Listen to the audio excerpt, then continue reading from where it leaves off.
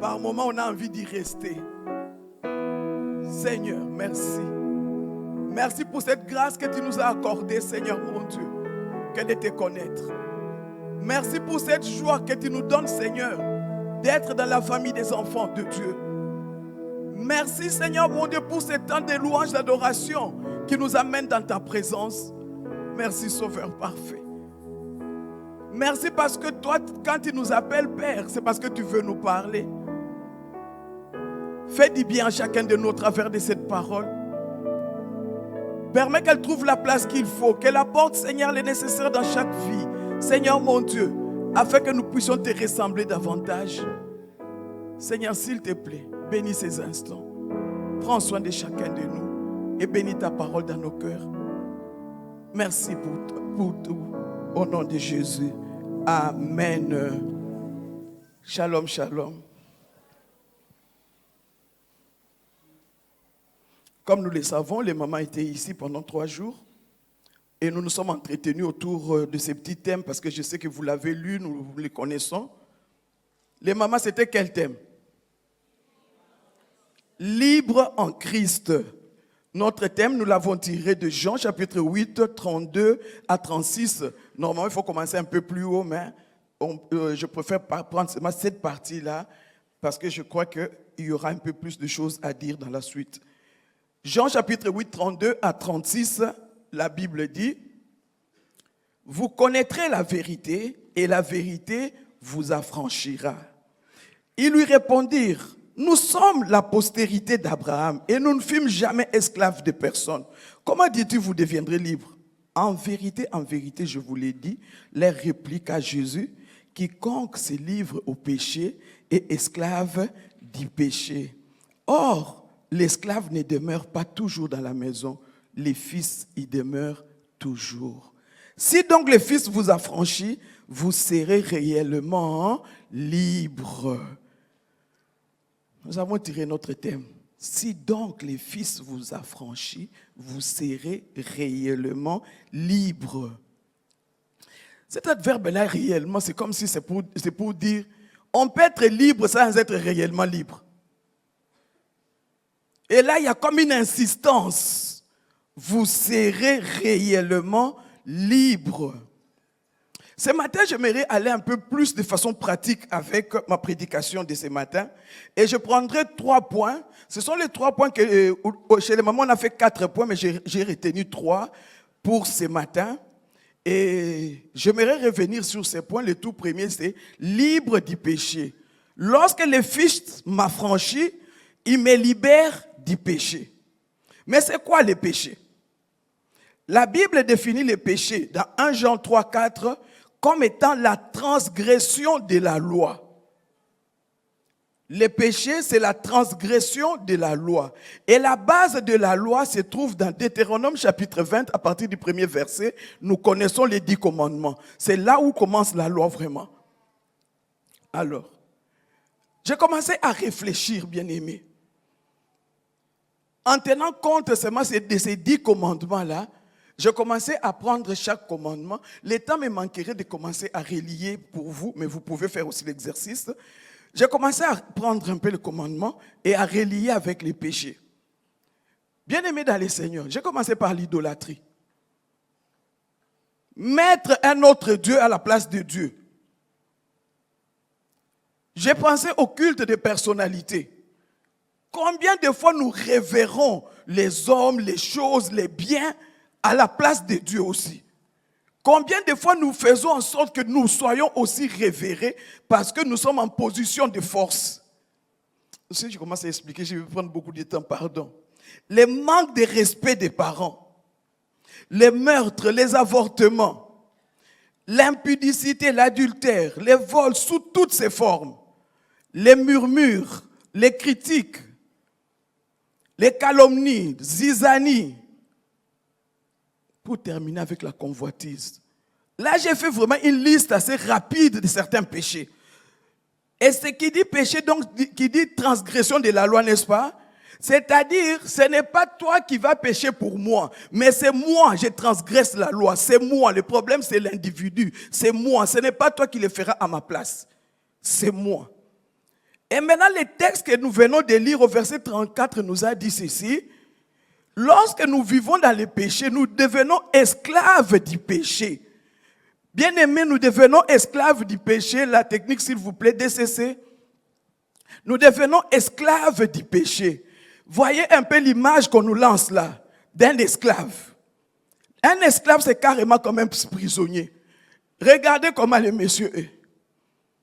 Complètement enchaîné. Vous allez dire, mais maman Cécile, tu rêves. Où sont les chaînes? Tu vois? Je prends l'exemple de quelqu'un qui aime, hein? Vous comprenez, non? Je peux dire aujourd'hui, je décide d'arrêter. Est-ce que je vais arrêter? Je vais me retrouver. Pourquoi? Parce que c'est devenu comme un lien. Ça m'a déjà enchaîné. J'ai pris la décision. Je ne veux plus tromper mon épouse. Je ne veux plus le faire. Mais je me retrouve encore en train de le faire. Pourquoi? Enchaîné. Celui qui pratique les péchés est comme ces gens-là. Regardez comment il est. Regardez son aspect. Il regarde la lueur, les lueurs qui entrent. Il a tendance à dire qu'il fait bon dehors. Si je pouvais me déchaîner de ceci et prendre soin de ma famille, si je pouvais me libérer de la boisson alcoolique et pouvoir économiser, acheter aussi une maison, si je pouvais me libérer alors qu'on a dit que ceci est préjudiciable à la santé, mais pourquoi est-ce que moi je continue à m'enchaîner? J'ai envie de poser la question à quelqu'un, bien aimé, pourquoi tu continues à t'enchaîner? Parce que personne ne t'a enchaîné sinon toi-même. La vie est faite de choix. Et toi, tu choisis de t'enchaîner. Aujourd'hui, tu peux choisir la liberté. Libre en Christ. Choisir la liberté, c'est choisir Jésus-Christ. C'est le commencement de tout. Choisir la liberté, c'est donner la place qu'il faut à Jésus dans sa vie. C'est le commencement de tout. Et tout ça, que ce soit choisir la liberté ou choisir le péché, bien aimé, ça dépend de chacun de nous. Ce n'est pas quelqu'un d'autre qui le fera à ta place. Papa, maman, non. Ce n'est pas parce que je suis pasteur que ma fille sera libérée. Non. Elle-même, elle doit prendre sa décision. C'est une question personnelle, individuelle. Enchaîné, plus d'espoir. Comment je vais faire? Combien de fois tu prends des résolutions? Bien aimé. Et la Bible dit, dans Romains 6, 21, que vous pourrez lire, vous voyez toutes ces choses. Quand je regarde comme ça en arrière, j'essaie de regarder. J'ai rougi de honte à cause de ce que je faisais. J'ai rougi de honte. Je me souviens d'une petite histoire. Un papa aimait beaucoup. Et chaque jour, quand il sortait, il revenait. Donc, les amis du quartier devaient les soutenir pour les ramener à la maison. Et quand il arrivait à la maison, maman était dépassée. Et voilà, maman le faisait entrer dans la maison. Les enfants avaient honte. Pourquoi? Ce sont nos amis qui ont ramené papa à la maison. Mais qu'est-ce qu'on va faire? C'est notre papa. Ah, papa, tiko yoku saba ninga soni. Maman, tiko yoku saba na soni. Les enfants se sont dit, la fois prochaine, quand il va venir, nous, on va les filmer. Et quand on a ramené papa, les enfants ont fait quoi? Ils ont pris les images, ils ont filmé. Maintenant, ce jour-là, il s'est fait que papa était calme. Il n'était pas encore sorti pour aller faire ce qu'il avait l'habitude de faire. Les enfants ont projeté. Quand ils ont projeté, ils se sont déplacés. Papa est resté au départ. Hein, vous voyez, quand la télévision est devant vous, vous êtes obligé de regarder, non? Quand il a regardé, il dit, oh, c'est comme si c'était mon image. Mais c'est mon visage. Qu'est-ce que je fais? Il a regardé seulement ce qui s'est passé. Papa a commencé à pleurer. C'était le jour où il a dit, c'est fini cette fois-ci. Papa, tu veux que tes enfants te fassent ça? Non, je ne le souhaite pas. Tu peux prendre ta décision aujourd'hui. Bien-aimé, libre en Christ, on peut voir quelqu'un qui est libre en Christ, comment il est. Il n'est pas comme celui-là. Libre en Christ. Laissez, s'il vous plaît, le temps. Là, il est déchaîné. Les chaînes se sont coupées. Les liens là, oh notre père, notre grand-père, notre ceci, c'est lui, ça c'est pas toi. C'est une affaire d'individu. Tu peux te libérer en Christ. Libre en Christ. L'image suivante, s'il vous plaît. Regardez la joie. Regardez la joie de celui qui est en Christ. Oh, frères, sœurs, vous n'avez pas de problème. On peut avoir des problèmes en Jésus-Christ. Parce que la Bible dit, les malheurs atteignent souvent les justes. Mais l'Éternel fait quoi? Il en délivre toujours. Et non seulement il en délivre toujours, il dit aux justes, il dit à ceux qui sont libres, vous réjouissez-vous toujours dans les Seigneurs. Pourquoi? Parce qu'il y a espoir. Christ en nous, l'espérance de la gloire. Donc, puisqu'il y a tout ça, moi je me réjouis.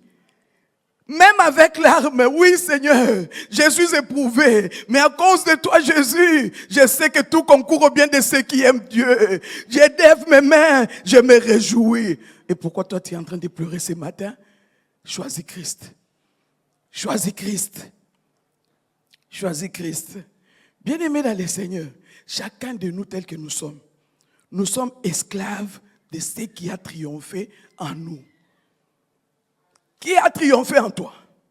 C'est Jésus ou c'est le péché? Et qui dit le péché dit qui?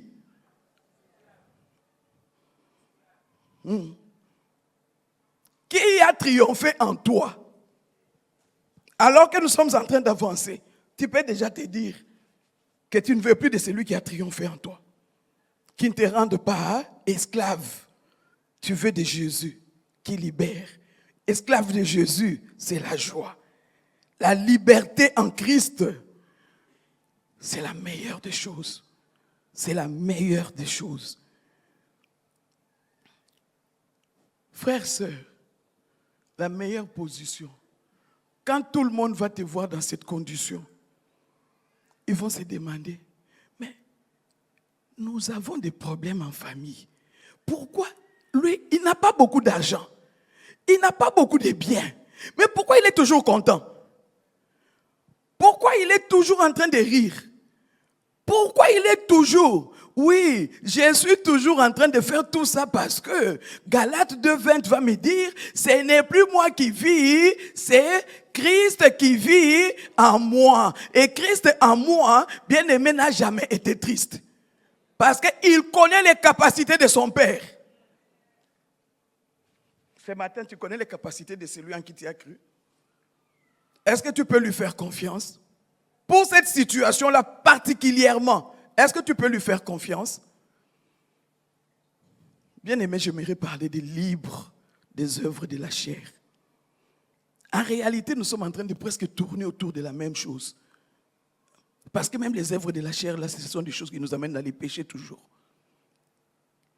Libre des œuvres de la chair. Galates chapitre 5. Galates chapitre 5, 19 à 21, la Bible dit. Or, les œuvres de la chair sont manifestes. Ce sont l'impudicité, l'impureté, la dissolution, l'idolâtrie, la magie, les inimitiés, les querelles, les jalousies, les animosités, les disputes, les divisions, les sectes, l'envie, l'ivrognerie, les excès de table et les choses semblables. Je vous dis d'avance, comme je l'ai déjà dit, que ceux qui commettent de telles choses n'hériteront point les royaumes de Dieu. Je venais de vous dire, non, les péchés, les œuvres de la chair, en fait, nous tournons autour presque de la même chose. Parce que celui qui vit dans les péchés, va-t-il hériter les royaumes de Dieu? Non. Celui qui vit aussi selon les œuvres de la chair, va-t-il hériter les royaumes de Dieu? Non. Ce n'est pas moi qui dis, c'est la Bible. La Bible que tu as dans tes mains. Ce n'est pas moi. Alors j'ai essayé de regrouper ces œuvres en trois. Juste pour me faciliter un peu, j'ai essayé de regrouper en trois. Le tout premier, c'est les égos ou les moi. Ego ou moi. DCC, s'il vous plaît. DCC, vous êtes avec moi?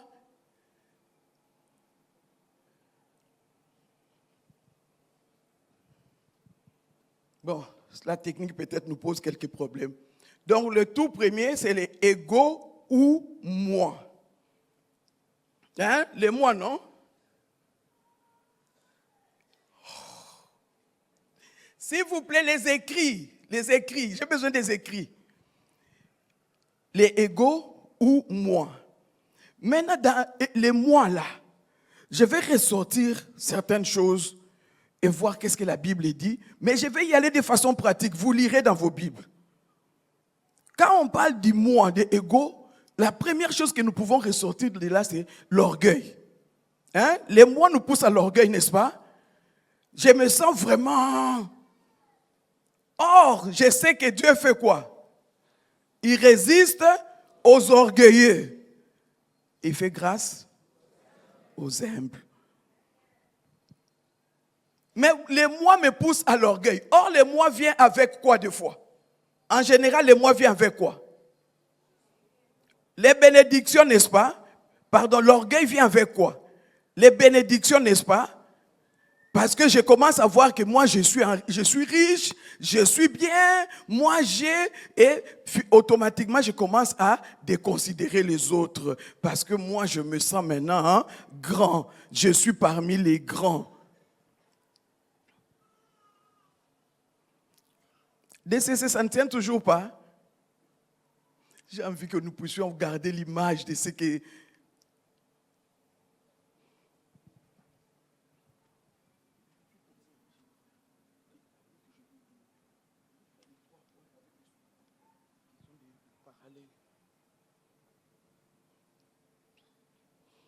Donc je disais l'orgueil bien aimé dans le Seigneur, ça ne marchera jamais avec Dieu.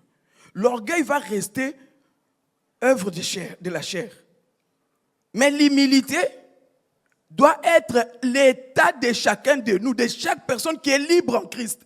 Parce que si je suis libre en Christ, je n'ai pas besoin de montrer aux gens que moi j'ai de l'argent. Mais je suis appelé à montrer aux gens que moi, malgré mon argent, je suis humble et j'aime les autres.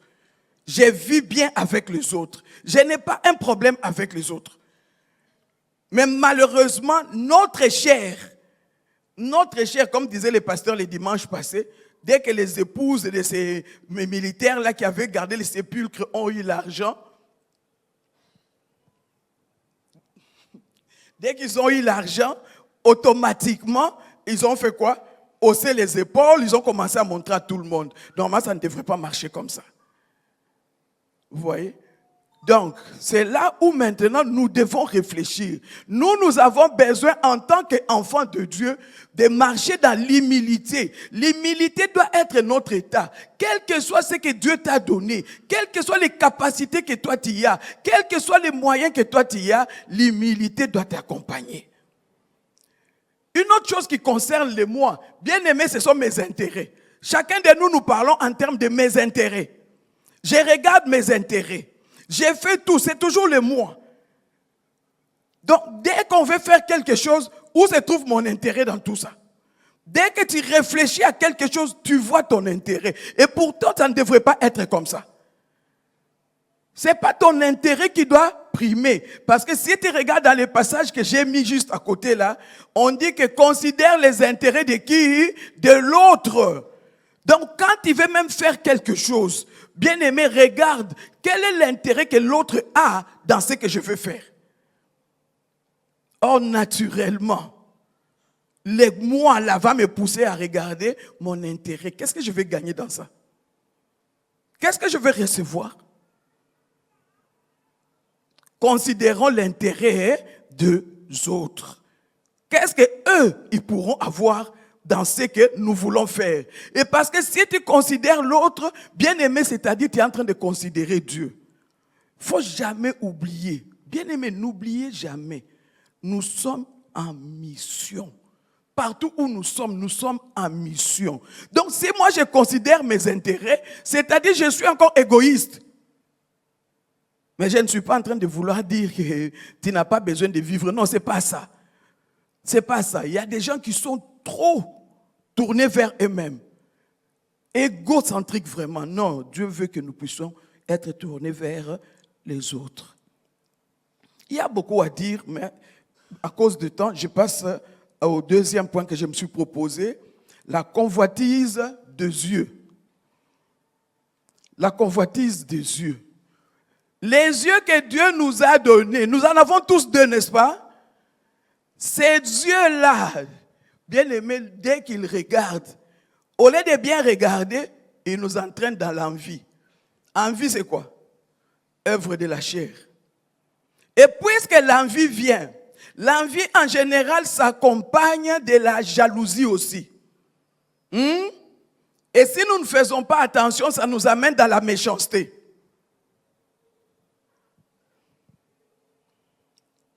Si on ne fait pas attention, ça nous amène dans la méchanceté. Et ça ne nous aide pas. En tant qu'enfant de Dieu, que ce soit l'envie, la jalousie, la méchanceté, la zizanie, la calomnie, toute cette liste-là, ce sont les œuvres de la chair. Et tout part avec nos yeux. Je regarde, lui il est bien, pourquoi moi je ne suis pas comme ça? Moi aussi je veux être. Non, ce n'est pas ça que Dieu te demande. Dieu ne demande pas que toi tu sois comme l'autre, non. Mais Dieu veut que toi, enfant de Dieu, que tu vives comment? Dans le contentement. Qu'il ait beaucoup, qu'il ait peu, qu'il ait je ne sais pas moi quoi, Dieu n'a pas besoin de tout ça. Dieu a besoin que toi tu vives dans le contentement. Quand tu vas voir que l'autre a beaucoup, tu dis Seigneur, je te bénis pour ce que tu as fait pour lui. Pas dire Seigneur, moi aussi je veux être comme lui. Non. Dieu ne nous demande pas ça. Dieu ne nous demande pas ça. Il nous demande de vivre dans le contentement. Qui dit contentement, dit que je sois riche, que je sois pauvre, que j'ai je ne sais pas moi quoi, je me contente de ce que Dieu m'a donné aujourd'hui. Et moi, ma part sera de continuer à aller chercher lui. Parce que c'est lui qui est capable, s'il le désire, si c'est comme ça dans son plan, de m'ouvrir. Et c'est comme ça que je pourrais recevoir et peut-être être comme l'autre ou même dépasser l'autre. Est-ce que c'est possible? Je suis avec Dieu. C'est à moi de choisir. Je marche avec qui? Le problème avec Dieu quand il parle de contentement, c'est parce qu'il ne veut pas que nous puissions lutter par nos propres efforts. Il veut que nous puissions dépendre de lui et le laisser lui nous conduire. C'est ça que Dieu désire. Bien-aimés dans le Seigneur, les yeux nous poussent même au vol.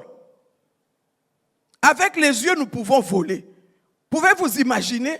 Parce que j'ai vu comment l'autre est, comment c'est qu'il est devenu, et j'essaie de trouver les voies et moyens pour que moi aussi, je puisse être comme lui. Or, quand je vais chercher les voies et moyens pour être comme la personne, je vais me retrouver dans des dettes. Vrai ou faux? Je vais me retrouver dans les vols, en train de prendre l'argent d'autrui. On peut te confier seulement l'argent, garde un peu. Aïe, garde un peu, mais moi je vois que ça suffit pour faire comme l'autre. Bien-aimés dans le Seigneur, il y a des chrétiens qui sont dans les vols à cause seulement de la convoitise des yeux. Or, quand ils rentrent seulement dans Exode chapitre 20, dans la loi, les 10 commandements, tu trouves le tout dernier commandement, nous dit que nous ne devons pas avoir la convoitise. Pouvez-vous imaginer? Comment tu vas être libre en Christ si tu as la convoitise? C'est impossible. C'est impossible. Bien-aimés dans le Seigneur, le temps nous manquerait de dire encore d'autres choses, mais je passe à la troisième chose, la convoitise de la chair. La chair que Dieu nous a donnée, cette chair que toi et moi nous avons, cette chair-là qui est identique, ce n'est pas que moi j'ai une chair différente de la vôtre, non. Que l'apôtre Paul avait une chair différente de la nôtre, non. Cette chair-là. Bien aimé, cette chair-là va nous pousser même dans des histoires comme le sexe.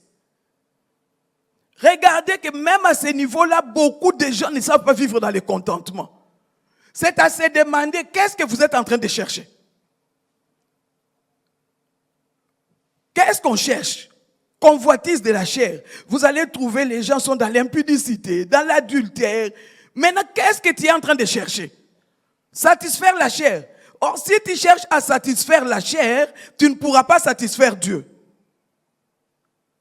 C'est opposé complètement. La Bible nous encourage à nous garder purs. La Bible nous encourage à respecter les normes que Dieu nous a données. Mais pourquoi toi, tes yeux, dès qu'ils voient, tout ton corps commence à trembler? Pourquoi tu ne peux pas vivre dans le contentement? Mais juste une petite parenthèse. Regarde, depuis le jour où tu as commencé à vivre dans l'impudicité, regarde depuis le jour où tu as commencé à vivre dans l'adultère, dis-moi qu'est-ce que tu as gagné? Dis-moi qu'est-ce que tu as gagné? Si tu essayes d'évaluer, tu verras que tu n'as presque rien gagné. Sinon, te détruire. Parce que ta conscience te les reproche régulièrement. Mais tu t'entêtes parce que tu es en train de regarder peut-être l'argent que tu obtiens aujourd'hui. Mais le problème avec nous les êtres humains, nous oublions les conséquences que nous allons avoir demain. Nous regardons à aujourd'hui. Mais demain, il y aura des conséquences. Qu'est-ce que tu vas faire de ces conséquences? Le temps nous manquerait de revenir sur d'autres exemples. Bien aimé, même parmi les enfants de Dieu, qu'il y ait des perversions sexuelles. Parmi les enfants de Dieu. Vous pouvez imaginer ça? Vous pouvez imaginer des perversions sexuelles parmi les enfants de Dieu. L'État nous manquerait de prendre les détails. Mais il y a des choses qui font pleurer. Parce que si c'est écrit dans la Bible, c'est parce que Dieu savait déjà que déjà même à cette époque-là, ces choses existaient. Lisez Romains chapitre 1. Vous pouvez lire dans son entièreté et aller dans le chapitre 2 aussi. Frères, sœurs, pourquoi vous pouvez amener toutes ces saletés même dans vos maisons? Pourquoi? Alors que votre maison, c'est le lieu où réside Dieu avec vous. La corde à 3 fils. Habite dans quel foyer? On retrouve ce genre de choses chez les chrétiens. Bien-aimé, j'ai eu presque des larmes. Ça, c'est une parenthèse seulement. J'ai eu presque des larmes. Comment vous pouvez dire, vous appartenez à Christ et vous battez votre épouse tous les jours? Pour gagner quoi? Pour la transformer? Qui change quelqu'un? C'est toi? C'est elle? Si tu es enfant de Dieu, libre en Christ, tu as déjà compris que c'est moi, j'écris à celui qui est capable d'apporter toutes les transformations possibles dans mon prochain. Et c'est à celui-là que moi je vais crier. C'est pas battre quelqu'un. Ça, malheureusement, tu trouves même chez les serviteurs de Dieu. Tu te demandes, mais c'est quoi les problèmes? Et ce qui est dommage, des fois quand vous allez chercher à creuser pour savoir qu'est-ce qui s'est passé, vous allez trouver, non, alamba qu'il faut faire mon besso. Vous vous demandez, mais est-ce que ça c'est quelque chose qui pouvait vous amener à ce point-là? Frère, s'il vous plaît, si vous êtes là, changez. Je ne sais pas pourquoi j'épingle ça, mais si ça vous concerne, s'il vous plaît. Si c'est plus fort que vous, les pasteurs sont là pour ça. Il n'y a pas de honte. Tous nous voulons la transformation. Dieu nous a ramassés quelque part, s'il vous plaît. J'ai parlé de l'ivrognerie, j'ai parlé des dettes, œuvre de la chair. Œuvre de la chair. Les mensonges, ça on en a parlé déjà beaucoup de fois, n'est-ce pas? Œuvre de la chair. Mais malgré qu'on en a parlé beaucoup de fois, frère, pourquoi tu continues? Sœur, pourquoi tu continues? Depuis que tu as commencé à mentir, la personne à qui tu as menti t'a fait quoi? Même si elle t'a tapé, est-ce que ta vie s'est arrêtée? Même si elle t'a insulté, est-ce que ça s'est écrit sur ton visage? Mais pourquoi toi tu continues à mentir? Parce que le problème c'est qu'avec toutes ces choses, quand j'ai fait ça, je suis en train de m'enchaîner comme on a vu. Plus tu les fais, plus tu fais quoi? Tu ajoutes des liens sur toi, tu t'enchaînes. Et plus les autres sont en train de se libérer de ces choses, plus ils vont aller en prospérant. Et toi, tu vas commencer à dire, l'église de la bannière, là, il n'y a pas d'onction. Non, ce n'est pas qu'il n'y a pas d'onction, c'est toi le problème. La marche avec Dieu, il y a ta part qui est plus grande. Dieu lui a déjà accompli sa part. Vous pourrez lire 1 Jean 2,15 qui nous parle de la convoitise de la chair, la convoitise des yeux et l'orgueil de la vie. Pratiquement les 3 points-là. Mais j'ai aimé comment c'est dit dans Nombre chapitre 15, verset 39. C'est là où je vais lire. Nombre chapitre 15, verset 39, la Bible dit, quand vous aurez cette frange, Ça, c'était les habits qu'on faisait pour les sacrificateurs. Vous la regarderez et vous vous souviendrez de tous les commandements de l'Éternel pour les mettre en pratique. Si c'est nous aujourd'hui, je dirais, quand vous aurez votre Bible, vous vous souviendrez de tous les commandements, parce que nous l'avons toujours, non? C'est pour nous aider à nous souvenir de tous les commandements de l'Éternel et les mettre en pratique. Et regardez maintenant la suite. Et vous ne suivrez pas les désirs de quoi? De vos cœurs. Mon cœur va me pousser dans les désirs de la chair, mais je ne vais pas suivre ça. Pourquoi? J'ai la parole de vos cœurs et de vos yeux. Pourquoi? Pour ne pas vous laisser entraîner dans l'infidélité. Dès que les yeux ont vu, dès que le cœur a déjà bougé, bien aimé, c'est facile que puisse tourner les dos vers tourner le dos à Dieu. Bien aimé dans le Seigneur, la troisième chose, libre de l'emprise de l'ennemi. Si déjà toi tu fais ta part, si déjà toi tu as compris que ça, ce sont les œuvres de la chair et ça m'amène au péché, ces choses-là, moi je suis en train de les refuser. Tu peux aussi être libre de l'emprise de l'ennemi. Parce que des fois, l'emprise de l'ennemi vient comment?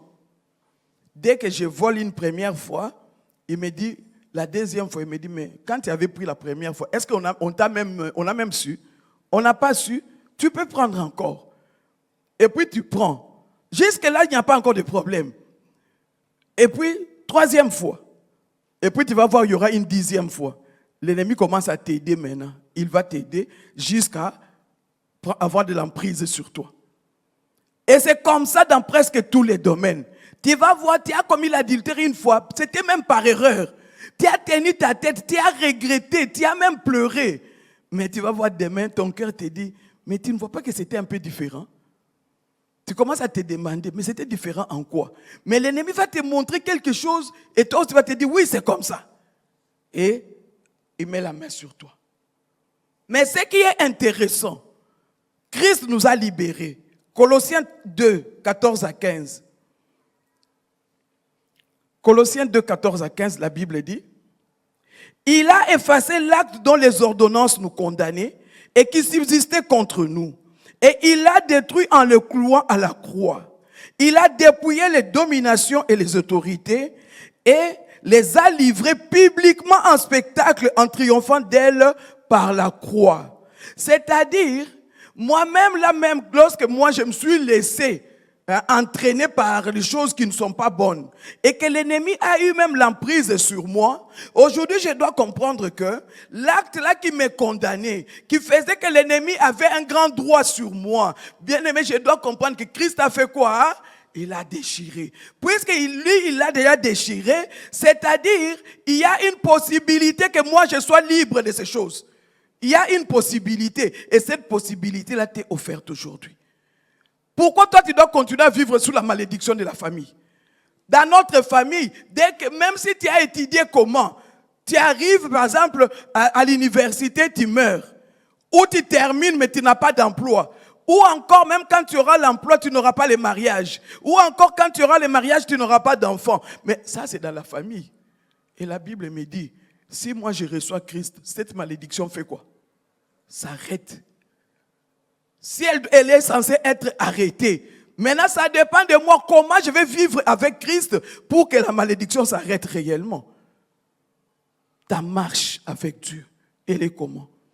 Est-ce que tu marches en une personne libre, pas libre n'importe comment, en Christ, ou en une personne qui est esclave, bien enchaînée? Parce que nous, quand on te voit bien habillé, très propre, très beau. Mais tu marches comment? Bien aimé, je vais conclure. Je vais conclure avec un passage de la Bible. Comme ça, tu vas pouvoir lire ça et ça va peut-être encore te parler. Je suis dans 1 Jean chapitre 3. 1 Jean chapitre 3. Le verset 1 déjà. C'est un peu long, mais j'aimerais conclure avec ça.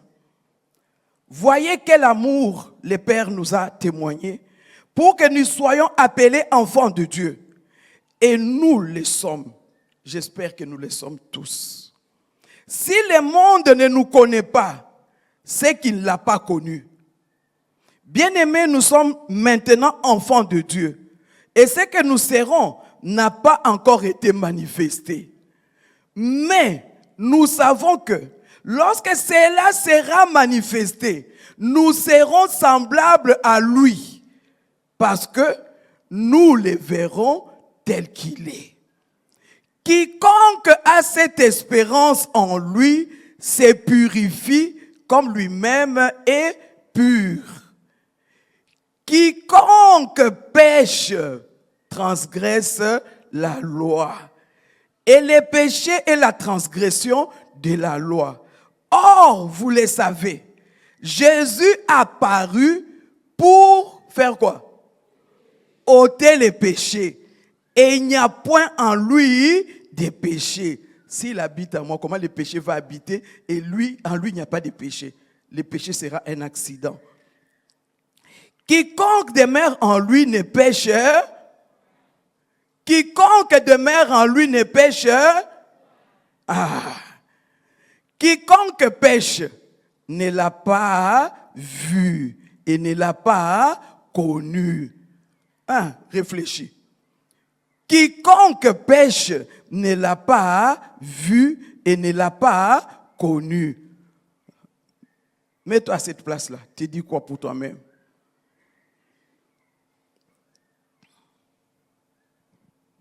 Petits enfants, que personne ne vous séduise. Celui qui pratique la justice est juste comme lui-même est juste. Celui qui pêche est du diable. Car les diables pêchent dès le commencement.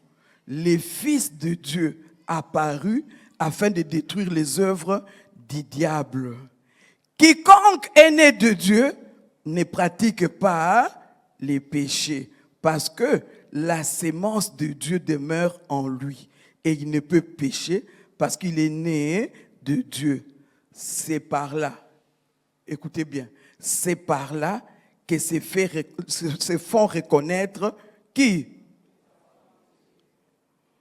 Et les enfants du diable. Quiconque ne pratique pas la justice n'est pas de Dieu, non plus que celui qui n'aime pas son frère.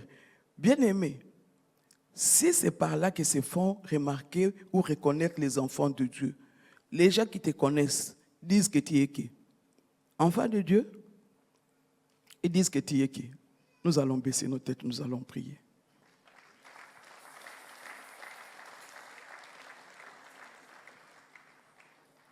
Élève ta voix, commence à parler à ton Dieu.